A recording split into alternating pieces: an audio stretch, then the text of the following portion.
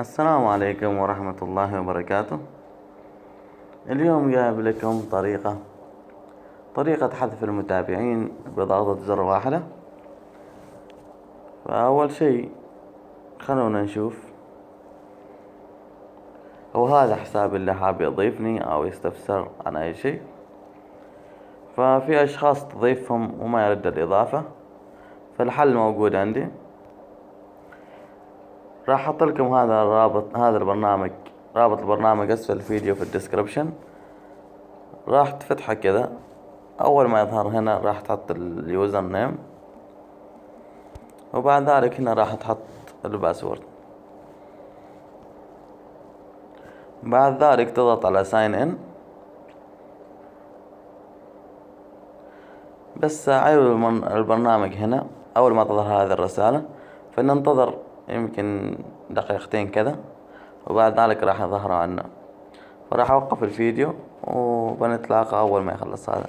فالحين 8:25، فبنشوف يمكن 8:27 كذا.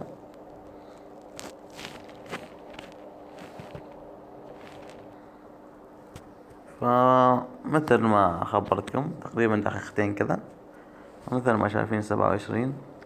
فبإمكانك إلغاء المتابعين اللي هم من الأسفل، وبإمكانك إلغاء المتابعين من الأعلى. فراح أحذف من الأسفل، فعلى طول راح يحذف. وبإمكانك إضافة أكثر من حساب، راح أوريكم الطريقة.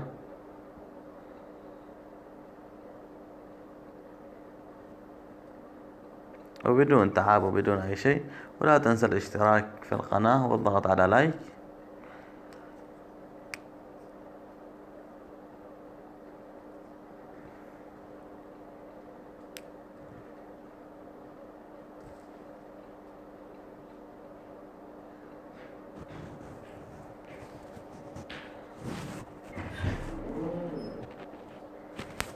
فأول ما يخلص راح أظهر لكم هذا الإعلان. فمثل ما شايفين نقص المتابعين، وراح نسوي نفس الطريقة. بإمكانك الحذف جميع الفولورز أو الفولوينج.